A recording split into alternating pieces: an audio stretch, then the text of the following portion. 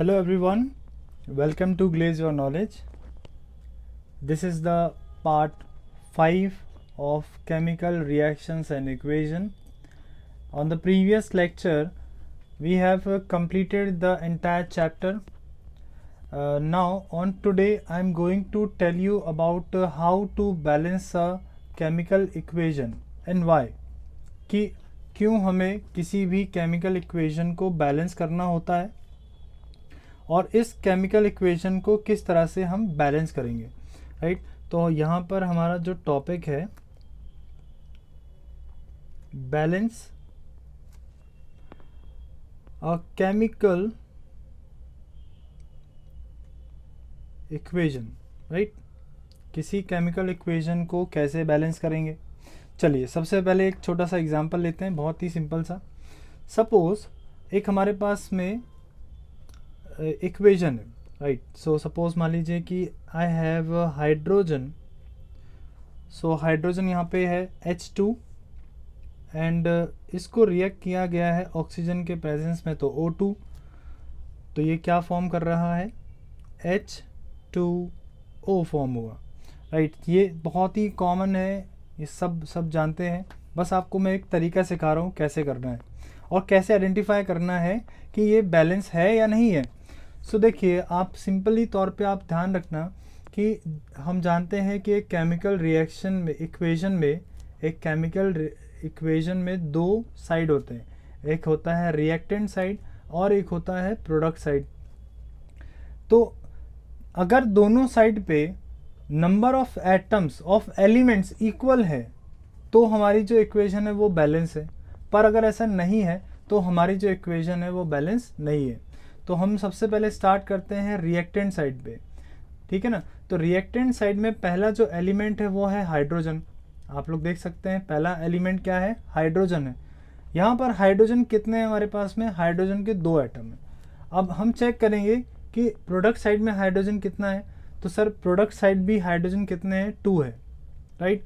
तो हाइड्रोजन हमारा बैलेंस्ड है, ठीक है, कोई बात नहीं। नेक्स्ट हम कंपेयर करेंगे किसको, ऑक्सीजन को। तो रिएक्टेंट साइड में ऑक्सीजन कितने हैं, 2 है, लेकिन प्रोडक्ट साइड पे ऑक्सीजन 1 ही है।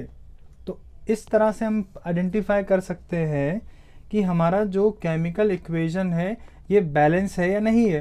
तो जैसा कि अभी पता चला कि ऑक्सीजन सर रिएक्टेंट साइड में 2 है बट हमारे प्रोडक्ट साइड पे ऑक्सीजन 1 ही है, इसीलिए हम ये बोलेंगे कि हमारा ये जो इक्वेशन है ये अनबैलेंस्ड है। अब क्वेश्चन इज कि व्हाट, कि how to balance a chemical equation, question यही है। तो आपको सिंपली क्या करना है, आपके प्रोडक्ट साइड पे बैलेंस करना है, ये हमने पता लगा लिया। तो ऑक्सीजन को 2 बनाने के लिए आपको क्या करना पड़ेगा, यहाँ पे 2 से मल्टीप्लाई करना होगा। अगर आप इसको देखें तो ये जो 2 है ये बाय डिफ़ॉल्ट इस पूरे प्रोडक्ट से क्या होगा, मल्टीप्लाई होगा। तो इस केस में क्या होगा कि अगर हम ऑक्सीजन को ध्यान दें तो ऑक्सीजन हमारा पूरी तरह से बैलेंस हो चुका है। ऑक्सीजन कितने आ गए, 2 आ गए दोनों साइड पर। But on the same time ये हो रहा है कि हाइड्रोजन जो है हमारा अनबैलेंस हो गया, क्योंकि यहाँ पे जो 2 लिखा है आगे, ये जो 2 है ये बाय डिफ़ॉल्ट हाइड्रोजन से भी मल्टीप्लाई हो रहा है। तो अगर हम 2 और इस 2 को ध्यान दें H2 पे, तो ये हाइड्रोजन को 4 बना देता है। जबकि हम रिएक्टेंट साइड पे देखें तो हाइड्रोजन हमारे पास में केवल 2 ही है। तो अब हमें क्या करना होगा, हाइड्रोजन दोनों साइड पे 4 होना चाहिए। तो हम क्या करेंगे, रिएक्टेंट साइड में किससे मल्टीप्लाई करेंगे, 2 से मल्टीप्लाई करेंगे, राइट। सो ये दोनों जो नंबर होंगे, ये सब स्क्रिप्ट में जो नंबर लिखा है ये इससे मल्टीप्लाई हो जाता है। तो यहाँ पर भी हाइड्रोजन 4 हो गए और हमारे प्रोडक्ट साइड भी हाइड्रोजन 4 है। ऑक्सीजन हमारे रिएक्टेंट साइड में 2 है और हमारा प्रोडक्ट साइड भी ऑक्सीजन क्या है, 2 है। तो इस तरह से हम क्या कर सकते हैं, किसी भी केमिकल इक्वेशन को हम बैलेंस कर सकते हैं। तो ये बहुत ही सिंपल सा एक एग्जांपल था।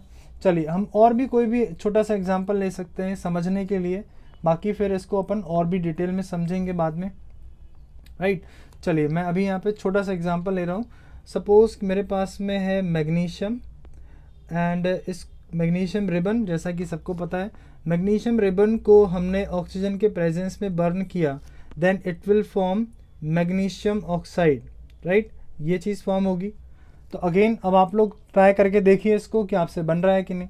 पहले आप कंपेयर करिए रिएक्टेंट साइड पे जितने भी एलिमेंट्स हैं उनके जो भी एटम्स हैं वो हमारे प्रोडक्ट साइड पे है या नहीं।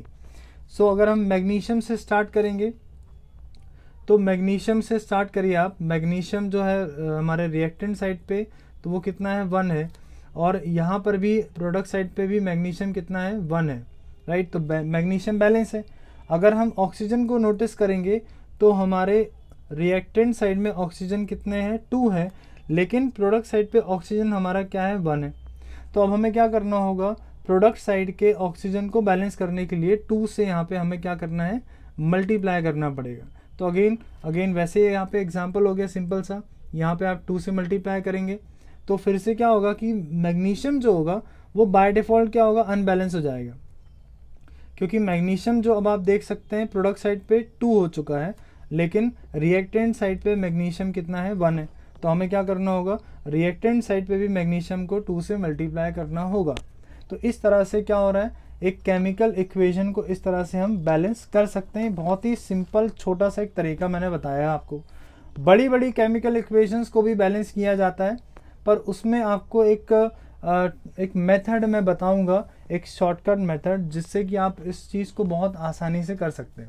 फिलहाल अभी आपको बेसिक क्लियर करना होगा, ताकि आपको देख के ही इक्वेशन को समझ में आ जाए कि बैलेंस है या नहीं है। तुरंत आपको देख के आइडेंटिफाई करना होगा। तो इसकी अच्छे से आपको प्रैक्टिस करनी होगी, तब जाके ये चीज़ आप में डेवलप होगा। ओके, तो चलिए आपने अभी देख लिया कि कैसे किसी भी केमिकल इक्वेशन को किस तरह से हम बैलेंस कर सकते हैं, ये हमने देख लिया है। अभी एक क्वेश्चन ये बचता है कि सर वाई, क्यों हमें किसी भी केमिकल इक्वेशन को बैलेंस करना है, क्यों, क्या रीज़न है। हमने क्लास 9th में पढ़ा था, मास can not be created nor be destroyed in a chemical reaction. किसी भी चीज़ के मास को आप ना तो क्रिएट कर सकते हैं, ना तो आप डिस्ट्रॉय कर सकते हैं किसी भी केमिकल रिएक्शन में। इसी रीज़न की वजह से हमें ये देखना होगा कि जो भी एलिमेंट्स रिएक्ट हो रहे हैं रिएक्टेंट साइड में, उनका जो भी टोटल मास होगा वो आफ्टर द रिएक्शन भी उतना ही होगा। आफ्टर द रिएक्शन मीन्स जो प्रोडक्ट साइड पे आ रहा है, प्रोडक्ट साइड में भी जितना मास आएगा वो रिएक्टेंट के बराबर ही होना चाहिए। इसीलिए हमें क्या करना होता है, किसी भी केमिकल इक्वेशन को बैलेंस करना होता है। आई होप आपको सारी बातें अच्छी तरह से क्लियर हो गई होंगी इस चैप्टर की। तो ये चैप्टर हमारे यहाँ पे पूरी तरह से फिनिश हो चुका है, राइट। चलिए, okay, thank you so much. अगर आपको वीडियो पसंद आया या आपको कुछ समझ में आ रहा हो तो प्लीज़ प्लीज़ प्लीज़ इसको लाइक ज़रूर करिए, शेयर करिए अपने फ्रेंड्स के साथ में, और चैनल को सब्सक्राइब ज़रूर करिए आगे न्यू लेक्चर्स के लिए। So thank you so much.